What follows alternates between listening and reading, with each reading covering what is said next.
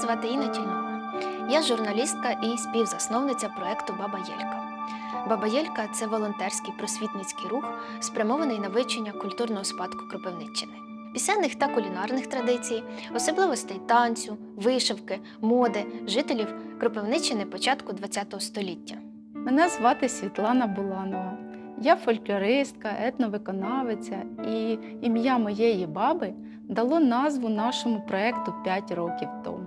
І моя роль і робота полягає в тому, щоб зберегти автентичну культуру співу нашої області. А я Світлана Листюк. І моє завдання, як журналістки та історика, документувати традиції і побут, спогади і культуру старожилів Кропивниччини. Цей епізод є частиною 10-серійного документального циклу, поява якого стала можливою завдяки щирій підтримці американського народу, наданій через Агентство США з міжнародного розвитку USAID та великій команді однодумців. Документальний серіал «Баба Єлька» створений на основі польових експедицій найвіддаленішими селами Кропивниччини. Досвід наших респондентів подекуди може бути незвичним, а можливо й моторошним для глядача. Але серіал «Баба Єлька» несе виключно просвітницький характер. Зокрема, він не є засобом дезінформації, нетерпимості і не закликає до самолікування або насильства в будь-якому його прояві. Нашою безпекою та можливістю працювати ми завдячуємо Збройним силам України, які саме зараз, в цю мить, виборюють наше право на ідентичність. А ми вбачаємо своє завдання у збереженні та осмисленні досвіду наших предків. Адже це те, що формує і формуватиме стійкість наступних поколінь. Ми сподіваємося, що «Баба Єлька» стане вашою підтримкою у складні часи, можливістю пригадати дитинство, усміхнутися, розплакатися, вашим безпечним місцем.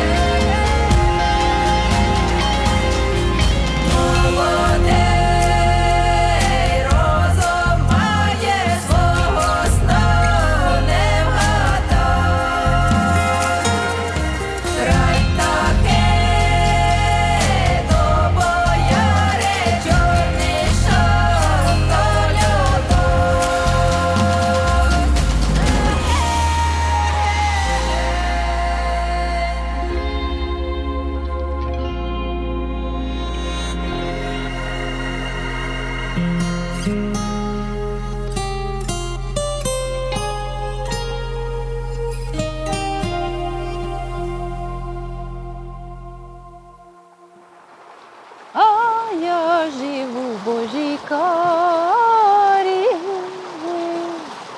а я живу в Божій карі, не дав мені Господь карі, а дав мені лиху долю, а дав мені лиху долю. Та й та пішла за водою. Мені здається, що навіть якщо Кіровоградська область створена там штучно в 39-му році, а раніше тут були різні там губернії, так, по клаптиках належали наші землі іншим областям, то це не має бути перепоною, щоб скласти руки і сказати, ми штучно створені. Нема, сіли і поїхали назад, так? Нема, так як нам ото в селі тому кажуть, баба не хоче, до побачення. Що ж ми зробимо? І виходить, що цього села немає на мапі етнографічній, значить там не зафіксовано ні набір якихось астрономічних маркерів, співочих. Ніхто нічого не буде знати. І зникне, як оця Любовичка чи Фурдієве, да? І все. Все-таки треба ще колупати, ще треба їхати. Треба їхати ще. На 4 селах же ж не закінчився Устинівський край, правда? 100%. Ще я знаю, що Ізраїлівка, раніше називалося, зараз, здається, село Березуватка. Важка історія, тужлива, трагічна, про знищення євреїв. Давайте поїдемо. Їдемо, так. Мгм. Їдемо, хоч як би нам не казали, що там нема до кого їхати, ми все рівно туди їдемо. Знаєте, закриють двері, заліземо через вікно. Оце найголовніше.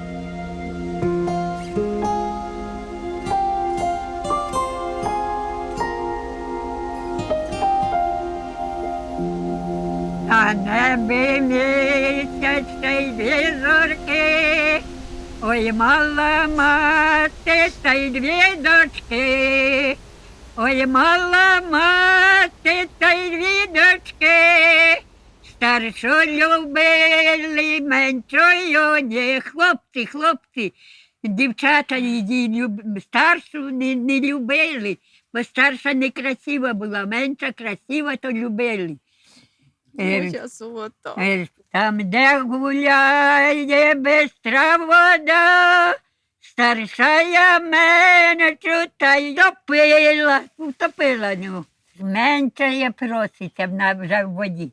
Ой, дай но, сестро, білі ручки, вирятуй мене з тієї річки. Ой, дай но, сестро, шовковий шаль, десь тобі, сестро, мене не жаль. Йди но, сестро, та й додому, кланяйся батькові рідному, кланяйся батькові всі родні, бо я вже в морі на самому дні. Все.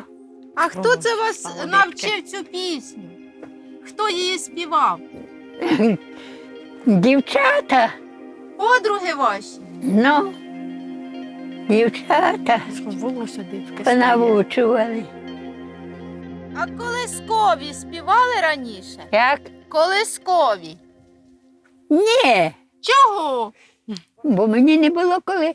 Мені не було до роботи, не було мені коли. Утром у 6 часов встаєш та йдеш.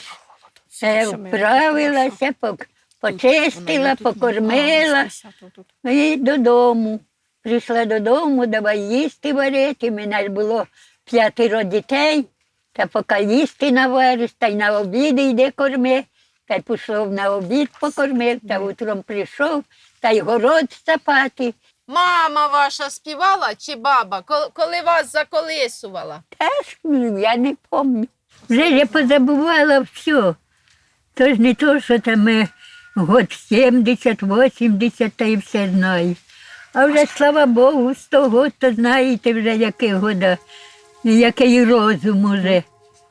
Да? А розкажіть, де ви народилися? Я родилася на Брюнативці, на Волині. У нас до 39-го года були поляки. Польське начальство було, гміна, бо тут таки сільсовєт, а за Польщі звалася гміна. А коли ви сюди переїхали, ви побачили, що тут не так, як у вас вдома? Що різна місцевість, різна природа, люди різні. То в нас то ліса хоч були, а тут таки приїхали, та й степ, ні дров топити там. Ну, були такі трохи посадки. А в якому році ви сюди приїхали? Ми в 50-му. А як ви сюди потрапили? А нас по вирбовки, вони вирбували, нам гроші давали. Як главному хазяїну, то 1000, а остальним сім'ям то по 250 гроші давали. І хати наші брали, і корови наші брали. Тільки курей не давали, бо кажуть, чума на кури, то курей не давали. Кури повирізали, а тільки корови взяли і хати побирали. А яка у вас тут хата була? Тут дерев'яні були в нас хати. Усіх. Наш такий посілок був, кирпічного ніхто не робив. Нас на Западні всі дерев'яні хати, всіх. Бабко, а чого ви після війни сюди переїхали? Чого ви вербовщика послухали і поїхали сюди? Ну, батьки поїхали, та й поїхали. Та не тільки мої батьки, нас 50 чоловіка приїхало, чи що? До нас багато хазяїнів приїхало.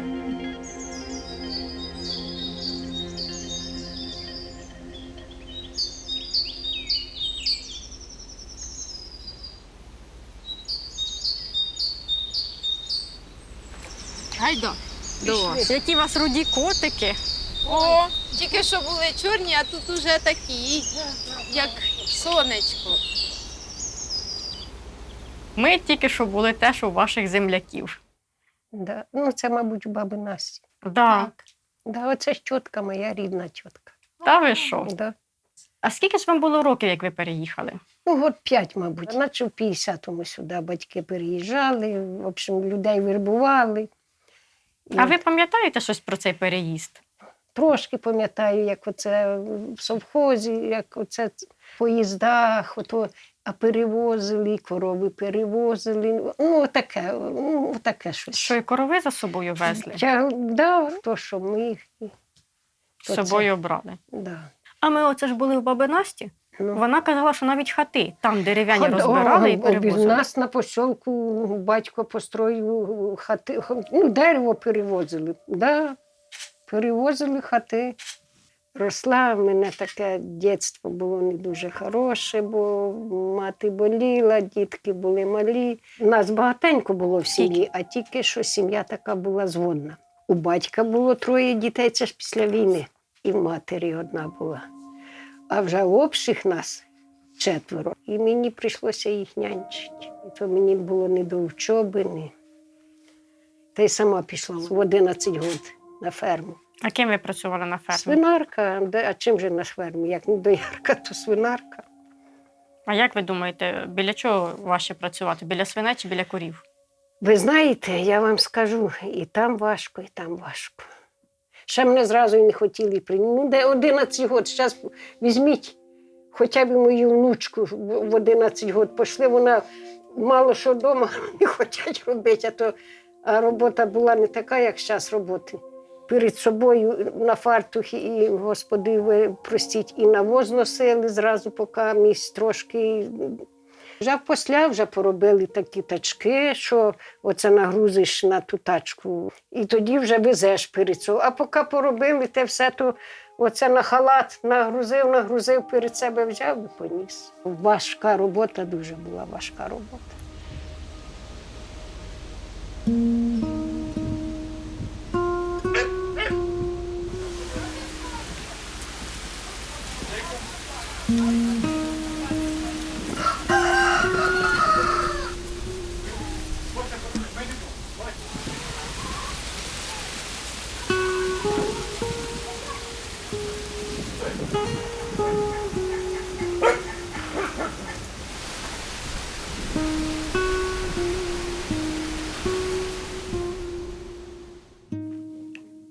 У вас так багато вишивок різних красивих. Ну, Все своїми руками робили? все своїми руками. А узори де брали? Були старіші жіночки, теж такі гарні вишивки були в їх теж.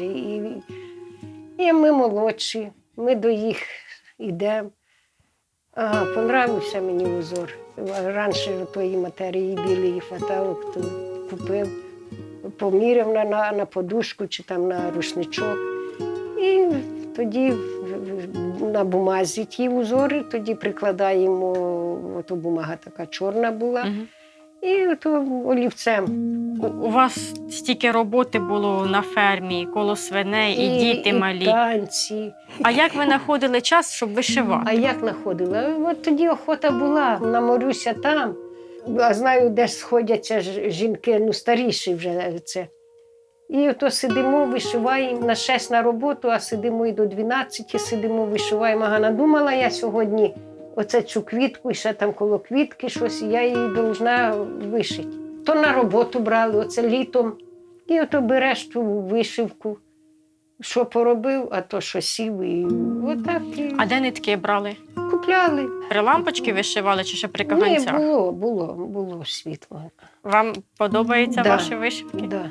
І як отака хата обставлена подобається? Дуже, дуже. Раніше на посілку хатинка менша, мабуть, була, як оце. Ну, тільки що на 2,5. Висять ці портрети, да. Начіпляємо тих рушників на ті портрети. Оце вже ж як вишию, застелю, душа радується.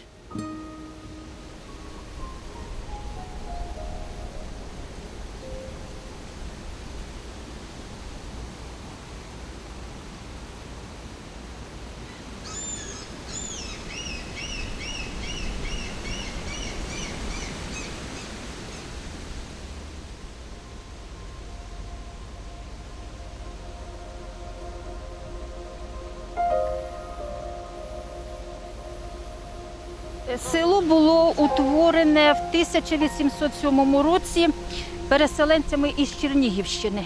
Їм дозволили на ці землі переселятися завдяки наказу, який був прийнятий про переселення у 1804 році Олександром І. І саме завдяки цьому наказу можна було переселятися в так звану смугу осілості, де не були заселені землі. А наша територія входила до складу Запоріжжя. І основна частина населення, хто були за етносом? Євреї, перші поселенці, ті, хто створював З село. Чернігівщини переїхали євреї. Сюди вони приїздили. І вони займалися непритаманною для них діяльністю, це сільське господарство. Ух ти, перше чую. В основному їхні садиби були обгорожені кам'яними мурами. І ось тут якраз один з кам'яних мурів був це сирзавод колишній. Оце він? Да, оце частина, і оце добудова, а взагалі-то це він. Ви не знаєте, яка приблизно кількість населення євреїв була на той час? В різний рік по-різному. На початку війни було 400. Було 33 сім'ї, там 257 чоловік. І доходило до 1000 в різні роки. Зараз в селі залишилися Ні, потомки? після війни євреїв не залишилося. Зовсім. Всіх винищили, 12 чоловік утекло. У нас же ж тут не було дівчата школи, у нас була тільки до обід німецька, після обід єврейська. Української школи тут не було. Тут жили тільки німці і євреї. Тут же ж у нас як була голодовка, у нас ні одна людина не вмерла. Євреї так усіх спасали, їм присилали посилки аж з Америки. Вони з усіма людьми ділилися. І щоб люди ніхто не той. Була сироварня, і тут була аж туди далі була олійниця. І оце там макуху викидали, люди брали, а це прямо виносили, щоб люди розбирали макухи. А тут же ж сирування, то й сироватку, а коли, може, і якогось сиру дали людям, а коли все. Ну, а потім, як почалася війна, усіх німців перегнали у Бобринець, а тих, у кого вони там забрали хати, попереганяли сюди. Я знаю з розповіді мами, бо вона сильно дружила з євреями, вона вникала в історію, вона багато читала, це всі знають, що вона була розумна, то і вона все це знала, все це нам розказувала.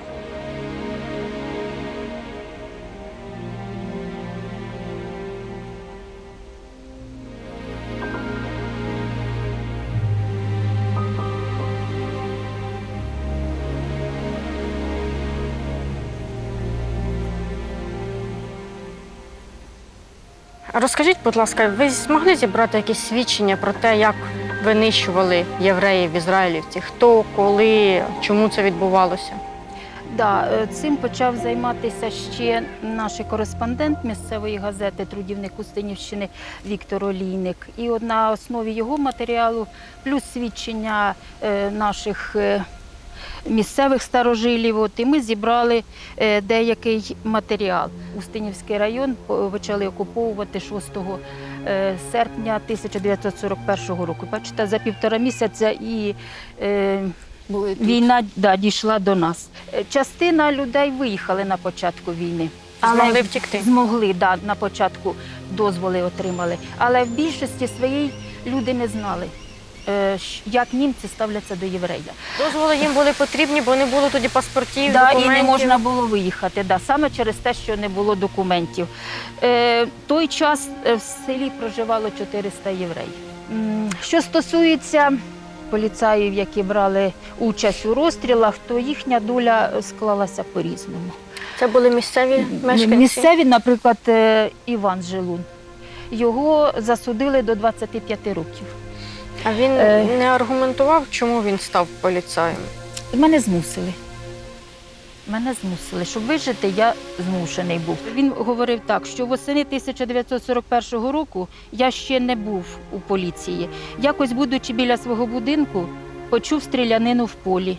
Поглянувши туди, побачив групу людей. Але хто там був, не знаю.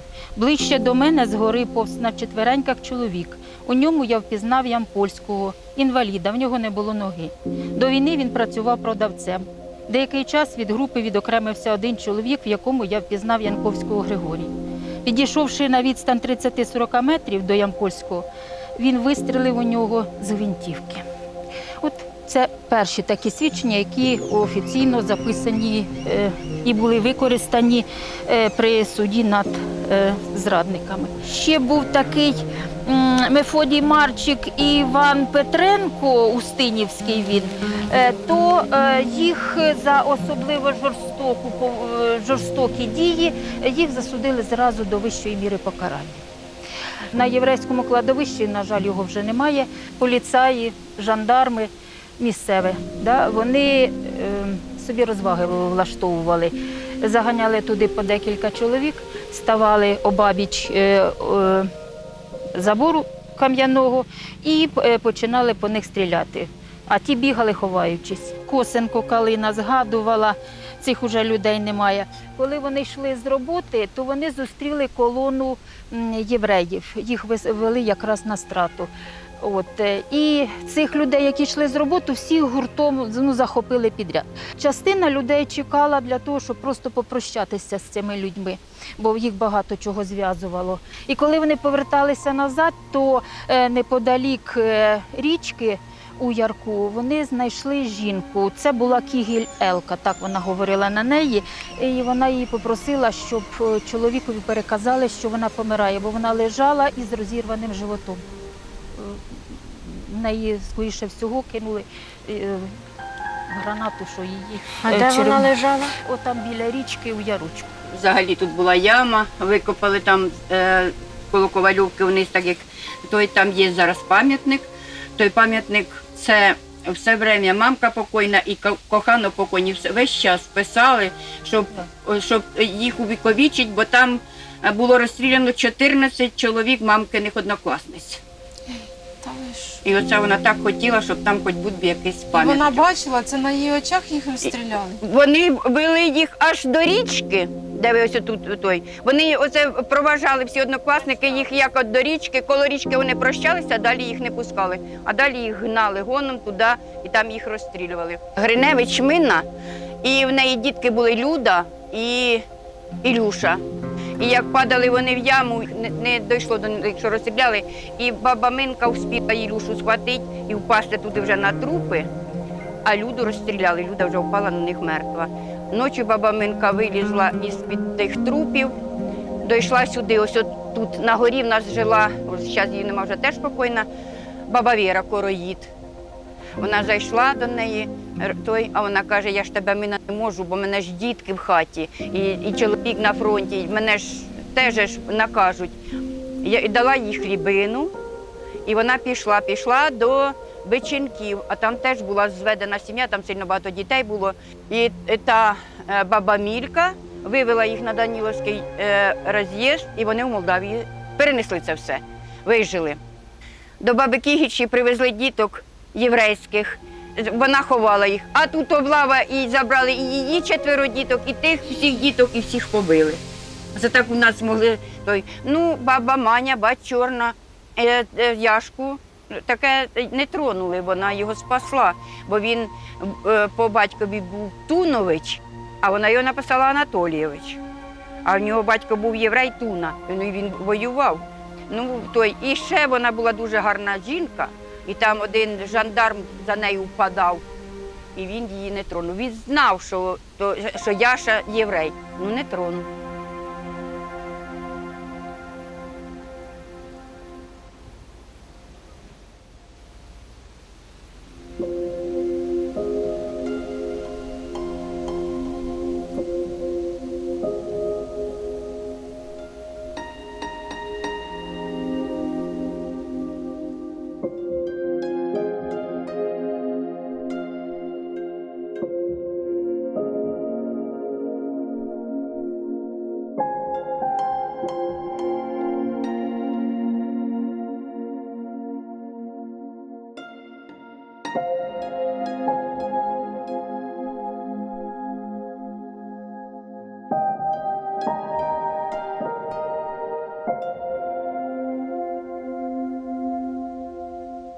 Ну, найкраще, знаєте, описано і багато зроблено, бо пов'язано саме вже з ексгумацією, да, вивченням цих подій.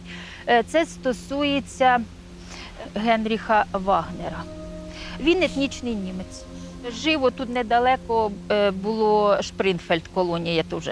Він сюди приїжджав, гуляв, вони практично один одного знали. От. Тобто він не приїхав з німецькою Ні, армією, вони він всі тут... місцеві, да. Вони всі місцеві були. От.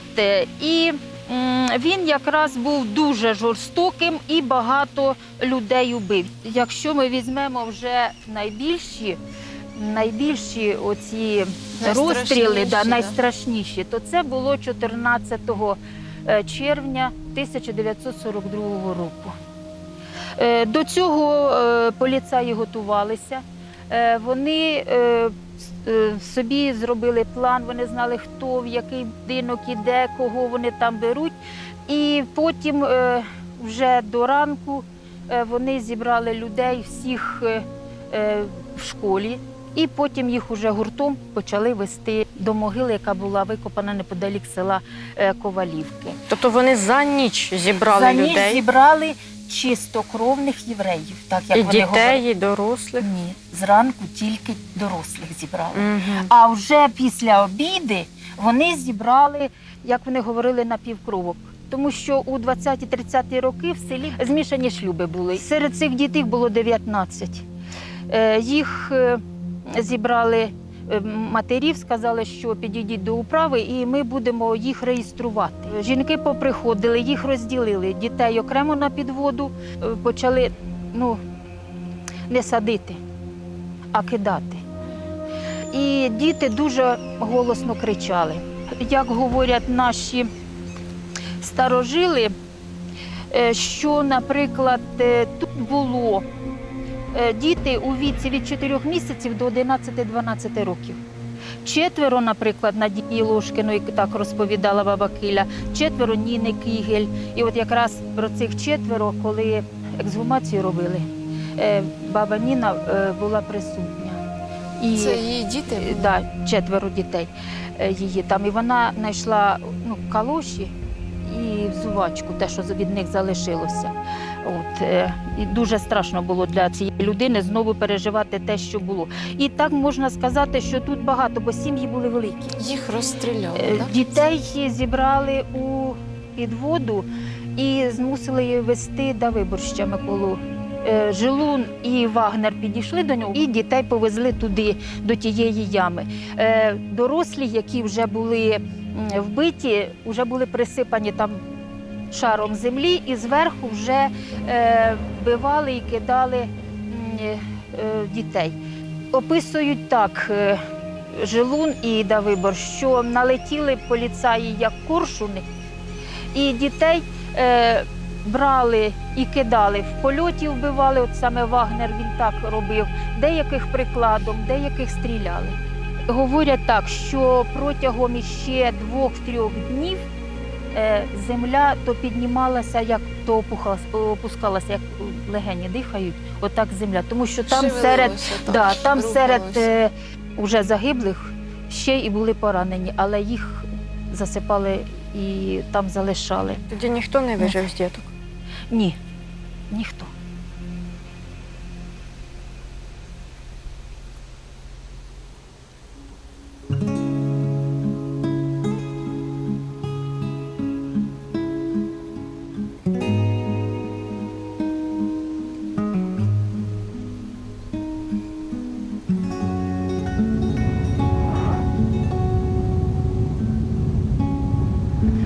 Оце все, ось дивіться, оце все єврейське кладовище.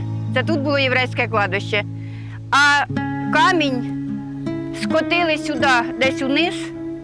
Зараз будемо шукати. Найду і вас гукну. Ці мацеви, які тут були, її саме почали будувати комплекс, ферму тваринницьку. І все у фундамент пустили.